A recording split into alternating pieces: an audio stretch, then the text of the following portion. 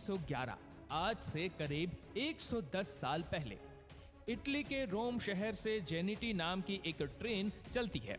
एक नई नवेली ट्रेन जिसे पहली बार पटरी पर लाया गया था। अब क्योंकि इस ट्रेन का ये पहला ट्रायल था, तो इसे यादगार बनाने और अपनी ट्रेन का प्रचार करने के लिए कंपनी फ्री ट्रायल देती है और 100 ऐसे यात्रियों को चुनती है जिन्हें इस ट्रेन पर फ्री यात्रा करने का मौका दिया जाता है। फ्री खाने पीने से लेकर गंतव्य तक जाना और फिर यात्रियों को वापस भी लाना, सब कुछ इस ट्रेन में फ्री था। 100 यात्री और 6 स्टाफ मेंबर सहित कुल 106 लोगों वाली इस ट्रेन में एक इंजन और 3 डिब्बे लगे हुए थे। ये ट्रेन रोम से रवाना होती है और इस तरह एक यादगार यात्रा की शुरुआत हो जाती है। कुछ घंटों का समय बीतता है और ठीक ठाक दूरी भी तय हो जाती है। ट्रेन के बाहर और भीतर सब कुछ बढ़िया चल रहा होता है, क्योंकि एक तो पहली यात्रा और ऊपर से वह भी फ्री ट्रायल। ऐसे में ट्रेन में मौजूद सभी यात्री बेहद खुश होते हैं। वहीं ट्रेन का स्टाफ भी लोगों की भरपूर सेवा करता है। जेनेटी नाम की यह ट्रेन अपने गंतव्य की ओर तेजी से आगे बढ़ती जाती है, जिसे जाते हुए कई लोगों ने अपनी आंखों से भी देखा था।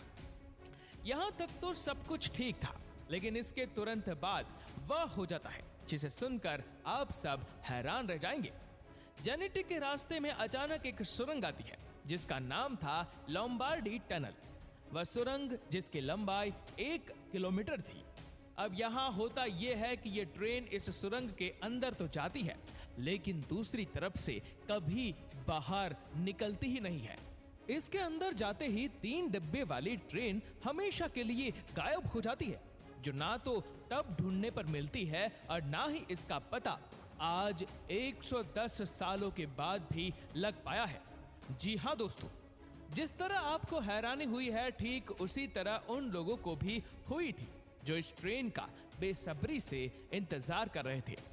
वह लोग जिन्होंने इस ट्रेन को सुरंग तक जाते हुए देखा था, वह लोग जिन्होंने इस ट्रेन को हरी झंडी दिखाकर आगे पास किया था। जब कई घंटों तक उन्हें इस ट्रेन के बारे में कुछ भी पता नहीं चला, तो हर तरफ एक हड़कंप मच गया और ये बात इटली में आग की तरफ फैल गई।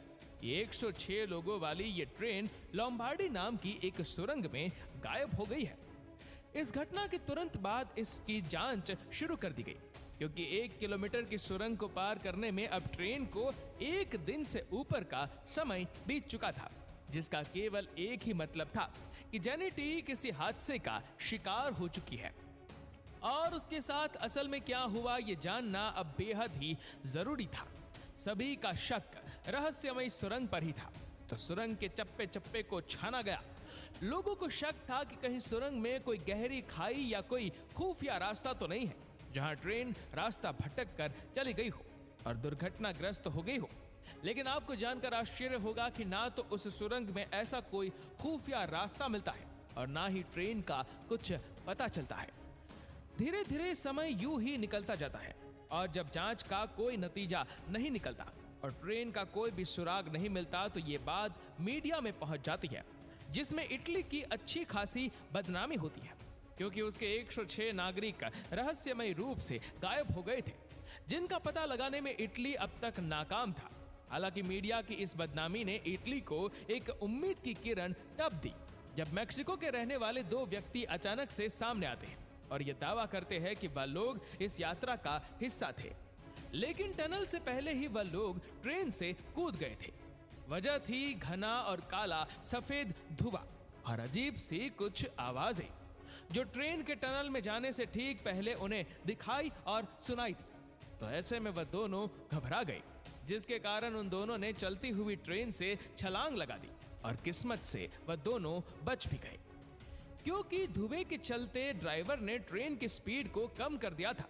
हालांकि वह लोग कूदने में तो कामयाब जरूर हुए थे, लेकिन इसके चलते उन्हें काफी चोटें भी आई और ये कई घंटों तक वहां बेहोश भी पड़े रहे, जिसकी वजह से उन्हें कुछ भी मालूम नहीं था कि उस ट्रेन के साथ क्या हुआ। बाद में इस दावे की जांच हुई, लेकिन कोई भी सुराग हाथ नहीं लगा, क्योंकि उन दोनों व्यक्तियों की मानसिक हालत बिल्कुल भी ठीक नहीं थी। ऐसे में उनकी बात का भरोसा करना जांचकर्ताओं को और भी अंधेरी में डाल रहा था। लेकिन इसके कुछ ही दिनों बाद एक ऐसा दावा पेश किया गया जिसने सबको हैरानी में डाल दिया। ये दावा था मेक्सिको के एक डॉक्टर का, जिन्होंने बताया कि उनके पास हादसे के कुछ ही समय बाद 104 मरीज एक साथ लाए गए थे।